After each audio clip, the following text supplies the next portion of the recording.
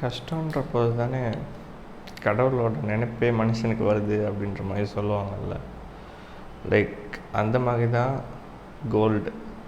Like இப்போது ஏதாவது economic down turn ஆகுது, இன்ஃப்ளேஷன் ஜாஸ்தி ஆகுது அப்படின்னா இன்வெஸ்டர்ஸ் வந்து டைரெக்டாக முதல்ல அவங்க என்ன பண்ணுவாங்கன்னா, முதல்ல போய் கோல்டை தான் வாங்க பார்ப்பாங்க. கோல்டு ஒரு வேளை அவங்க விற்றுட்டாங்க அப்படின்னா, ஏன்னா அந்த ஒரு 40 ரூபாயில் இருந்தால் கூட, லைக் முதல்ல நான் கோல்டு பீஸ் வச்சு சொல்கிறேன். கோல்டு பீஸ் வந்து 40 ரூபாயில் இருந்தது. ஸோ இந்த மாதிரி பிரச்சனை வருது அப்படின்ற மாதிரி இருக்கும்போது அவங்க லைக் குமிக்க ஆரம்பிச்சிடுவாங்க, கொஞ்சம் கொஞ்சமாக அப்படியே வாங்க ஆரம்பிச்சிடுவாங்க. ஏன்னா அது வந்து ஹெட்ஜ் பண்ணும். ஹெட்ஜ்னால் லைக் எந்த ஒரு பாதிப்பும் அந்த போர்ட்ஃபோலியோவில் நடக்க விடாமல் அது பார்த்துக்கும். Welcome to money world. So இன்றைக்கி நம்ம பார்க்க போகிற டாபிக் வந்து கோல்டு தான். ஏன் கோல்டை வந்து ஒரு பர்சன் வாங்கணும், அண்ட் அது எப்படி ஹெட்ஜ் பண்ணுது, அது எப்படி ஒரு பர்சனை வந்து க்ரைசிஸ்லேருந்து சேவ் பண்ணோம் அப்படின்றது தான் பார்க்க போகிறோம். அண்டு மெயினாக லாஸ்ட்டில் வந்து புல்லியன் வாங்கணுமா, இல்லை கோல்டு ETF வாங்கணுமா, இல்லை ஜுவல்லரி அது வாங்கணுமா அப்படின்ற மாதிரி வாங்கணுமான்னு நான் சொல்ல மாட்டேன். பட் அட்வான்டேஜஸ் அண்ட் டிஸ்அட்வான்டேஜஸ் என்னன்னு சொல்லி நான் சொல்லிடுறேன். அதுக்கப்புறம் it is your wish to buy what you need. So முதல்ல வந்து நான் சொன்னேன் இல்லையா, ஒரு ஸ்டாக்கோ இல்லை ஏதோ ஒரு எக்கனாமிக் ரீசன்னால் வந்து ப்ரைஸ் வந்து ரொம்ப ஜாஸ்தியாகுது. இன்ஃப்ளேஷன்னால் வந்து எல்லா குட்ஸு சர்வீசஸோட ப்ரைஸுமே ஒரு மாதிரி ஜாஸ்தி ஆகுது அப்படின்னா கோல்டு வந்து ஹெல்ப் பண்ணும். ஏன்னா அது வந்து ஒரு ஃபைனைட் ரிசோர்ஸ். இது ஏன் சொல்கிறேன்னா, லைக் இப்போது காசை வந்து நம்மளால் பிரிண்ட் அடிக்க முடியும் அதிகமாக. எப்போ வேணாலும் அதை கிழிக்க முடியும், அதை என்ன வேணால் பண்ண முடியும். அவங்க இதுவாக சொல்லுவாங்க, நான் ஃபஸ்ட்டு வீடியோவே வந்து அதை ஒரு மாதிரி கிழிக்க முடியாதுன்னு தான் சொல்லுவேன். இப்படி கிழிக்க முடியும், ஓகேவா? சென்டரில் வச்சு இப்படி பண்ணால் கிழிஞ்சிரும். அப்படி இல்லை, லைக் இப்படி அடித்து அப்படின்னா கிழிக்க முடியாது. அது வேறு டாபிக், அதை நான் அதுக்குள்ளே போகல. ஸோ என்னென்னா, பேப்பர் அந்த பணம் வந்து நம்மளால் கிழிக்க முடியும். அது ஃபைனைட் ரிசோர்ஸ் கிடையாது, இன்ஃபைனைட்டு. எவ்வளோ வேணால் பிரிண்ட் அடிக்க முடியும். இந்த மாதிரியான ஃபேக்டர்ஸ்லாம் இருக்குல்ல. ஸோ அது இன்ஃப்ளேஷன் வந்து மாறி மேலே கீழே அப்படின்னு சொல்லிட்டு வந்துக்கிட்டு இருக்கோம். பட் கோல்டு வந்து அப்படி கிடையாது. அது ஒரு ஃபைனைட் ரிசோர்ஸ். அது வந்து உங்களால் அது எடுத்தக்கப்புறம் எக்ஸ்ட்ராக்ட் பண்ணக்கப்புறம் உங்களால் வந்து அதை அழிக்க முடியாது. அழிக்க முடியாதுன்னா லைக் அழிக்க முடியும், பட் நீங்கள் அதை உடைக்க முடியாது. அது உடைச்சாலும் தங்கம் தான், ஓகேவா? அதை உருக்குனாலும் தங்கம் தான், அந்த மாதிரி இருக்கும்.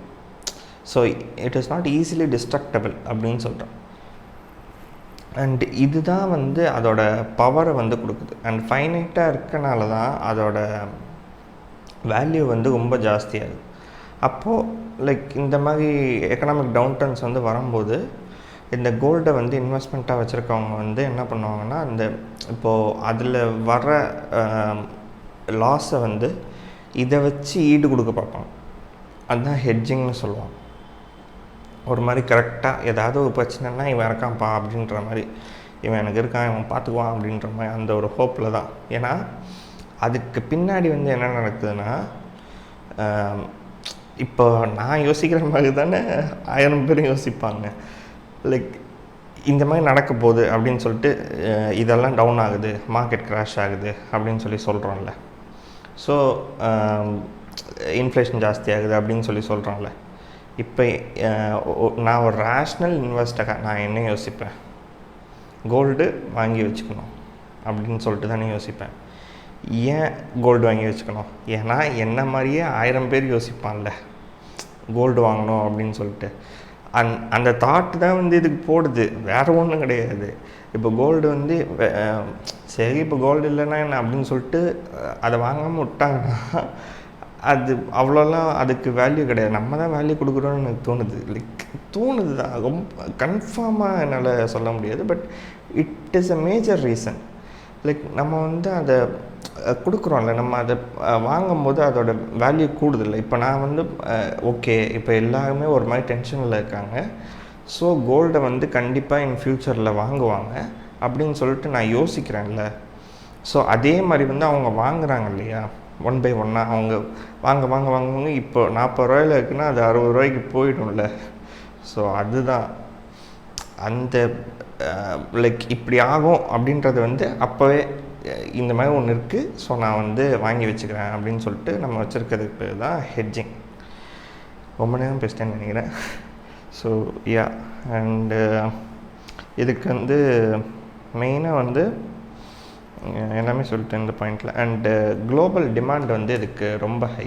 எங்கே போனாலுமே கோல்டு வந்து ஈஸியாக விற்றுக்கலாம், என்ன வேணால் பண்ணிக்கலாம். ஸோ அது கொஞ்சம் லிக்விட் மாதிரி.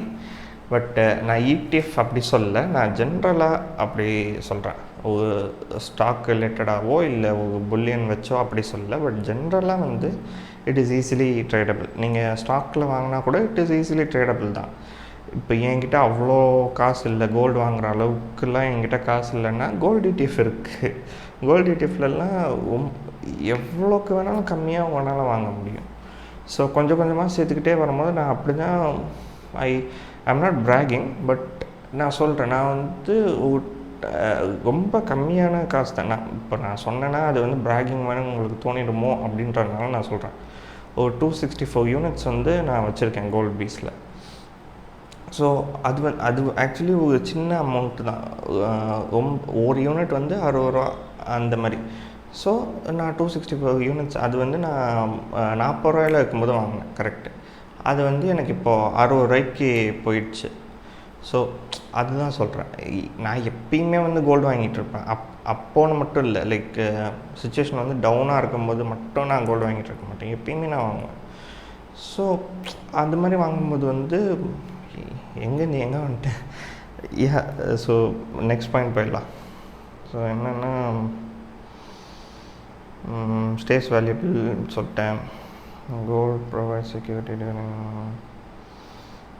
சொல்லிட்டேன். ரெடியூசஸ் ரிஸ்க் அதுவும் சொல்லிட்டேன். ஓகே, ஆக்சுவலி எல்லாத்தையுமே கவர் பண்ணிட்டேன் நான். இந்த ஃபுல் இதுலேயே எல்லாத்தையுமே கவர் பண்ணிட்டேன். ஸோ எங்கே விட்டேன், அதான் அந்த கோல்ட் பீஸ் வந்து ஈஸியாக வந்து வாங்க முடியும். லைக் ஒரு 40 ருபீஸ்லலாம் நம்ம ஒரு யூனிட் வந்து 40 ருபீஸ்னால் இப்போது 800 யூனிட் இருந்தால் தான் ஒரு சவரன்னு சொல்லுவாங்க.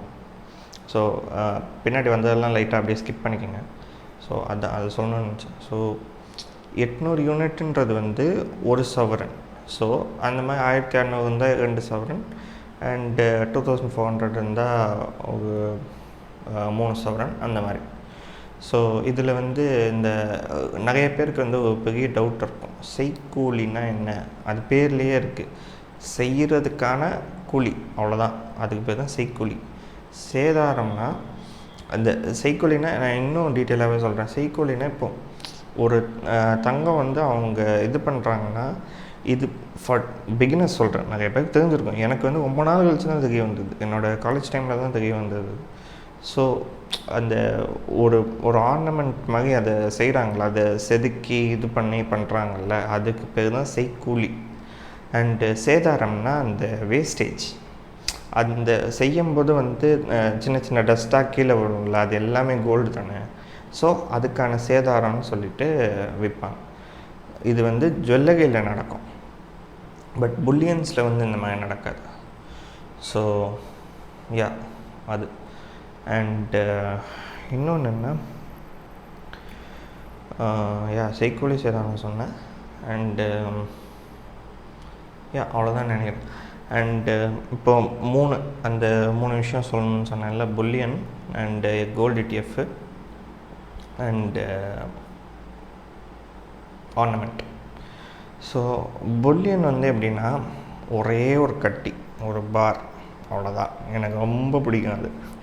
ஒரு கோல்டு வாங்கினா அதுதான் வாங்கினேன். கண்ணெல்லாம் அப்படியே ஒரு மாதிரி அந்த ஒரு டாலர் சைன் மாதிரி வெளியே வரும்ல, அந்த மாதிரி வாங்கினேன், நல்லா இருக்கே அப்படின்னு சொல்லிட்டு.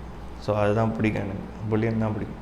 ஸோ புல்லியனில் வந்து என்னென்னா அதில் வந்து வேஸ்டேஜ் எதுவுமே கிடையாது, ஃபுல் பியோர், ஒரே பார், அவ்வளோதான். செம்ம சீனாக இருக்கும் அதை பார்த்தாலே. ஸோ அதை வாங்கி இப்போ நம்ம வச்சோன்னா அது வந்து லைக் அது இன்வெஸ்ட்மெண்ட் பர்பஸாக நீங்கள் வந்து வாங்கி அதை நீங்கள் வச்சிங்கன்னா அதுலேருந்து உங்களுக்கு கண்டினியூஸாக ஒரு காசு வராது. அதாவது ருப்பீஸாக இல்லை, இப்போது நீங்கள் வந்து அதை நீங்கள் திருப்பி விற்றாதான் உங்களுக்கு காசு. பட் அதை சும்மா அப்படியே வீட்லேயோ இல்லை பேங்க்லேயோ வச்சுருந்திங்கன்னா அதுலேருந்து காசே வராது. அதனால் அது ஒரு டிஸ்அட்வான்டேஜ். அந்த வகையில் பார்க்கும்போது அது ஒரு டிஸ்அட்வான்டேஜ். அது அட்வான்டேஜ் வந்து என்னென்னா, அதான் நான் சொன்னேன் இல்லையா, ஃபுல் பியூர் ஒரே பார் செம்ம சீனாக இருக்கும். அவ்வளோதான் அட்வான்டேஜ், வேறு எதுவுமே கிடையாது. உங்களுக்கு அது ஓனர்ஷிப், அவ்வளோதான். அப்போ ஈஸியாக அதை செல் பண்ணிக்கலாம், அவ்வளோதான். இதில் வேறு எந்த ஒரு அட்வான்டேஜ் கிடையாது. டிஸ்அட்வான்டேஜ் வந்து அது ஒரு மேஜர் டிஸ்அட்வான்டேஜ் நான் கேட்க போனேன். பட் கோல்டு இடிஎஃப்பில் வந்து என்னென்னா, அதான் நான் சொன்னேன்ல 264 வச்சுருந்தேன் அப்படின்னு சொல்லிட்டு. ஸோ அதில் வந்து ஐம் நாட் ப்ராகிங் சொல்கிறேன். ஏன்னா I would prefer you to go buy a gold ETF. ஏன்னு சொல்கிறேன். ஸோ கோல்டு இடிஎஃப் வந்து என்னென்னா, நீங்கள் வந்து அதை ஈஸியாக வந்து ட்ரேட் பண்ணலாம். நீங்கள் அடுத்த ஆளுக்கு வந்து ஈஸியாக விற்றுக்கலாம். இப்போ நான் 40 ரூபாயில் வாங்கினேன்னா அது 60 ரூபாய்க்குன்னா எனக்கு வந்து நிறைய அதுலேருந்தே எனக்கு நிறைய லாபம் கிடச்சிடுச்சு. அதுவும் 264 யூனிட்ஸ்க்கு. ஸோ எனக்கு அதுலேருந்து ஒரு மாதிரி லாபம் கிடைக்குதுல்ல. அண்ட் அது வந்து நான் சொன்னேன் இல்லையா, அதை வந்து சும்மா நான் அதை அப்படியே தொடாமல் இப்போ நான் வச்சுருக்கேன். 40 யூனிட் வாங்கிட்டு நான் அப்படியே தொடாமல் வச்சுருக்கேன். எனக்கு 264 யூனிட் வாங்கிட்டு நான் சும்மா அப்படியே தொடாமல் வச்சுருக்கேனால எனக்கு வந்து அதுலேருந்து ஒரு இன்கம் வருது, பார்த்திங்களா. அதுதான் நான் சொல்கிறேன். எனக்கு அதுலேருந்து ஒரு மாதிரி காசு வந்து மல்டிப்ளை ஆகிட்டே போகும். அண்ட் இதுக்கு மேலே நான் இப்போ ஏதாவது கொஞ்சம் ஆட் பண்ணால் கூட, லைக் ஒரு இன்னொரு 100 யூனிட் ஆட் பண்ணால் கூட அது ஒரு மாதிரி ஹெட்ஜ் தான் ஆகும், கொஞ்சம் தான் மேலே போகும். இப்போது 40 ரூபா தான் ஆவரேஜ்னால் ஒரு மேபி ஒரு 45 50 ரூபா அப்படின்ற மாதிரி தான் ஆகும். 60 ரூபாய்க்கு போகாது. ஏன்னா நான் 264 வாங்கியிருக்கேன்ல. அப்புறம் இன்னும் கொஞ்சம் ஜாஸ்தியாகும்போது இன்னும் கொஞ்சம் வாங்குவேன். அந்த மாதிரி மாற்றி வாங்குவேன். ஸோ அது வந்து ஒரு மாதிரி நல்ல ஒரு இன்கம் ஜென்ரேட்டிங் சோர்ஸ் அது. அண்ட் இதில் வந்து ஆக்சுவலி டிஸ்அட்வான்டேஜே கிடையாது கோல்டு இடிஎஃப்பில். நான் எதுக்கும் பார்த்துட்றேன், இல்லை டிஸ்அட்வான்டேஜே கிடையாது. கரெக்டாக தான் சொல்லியிருக்கேன். ஸோ இன்னொன்று சொல்ல மாட்டேன். அது வந்து ரொம்ப சின்ன யூனிட்டில் வாங்கலாம்.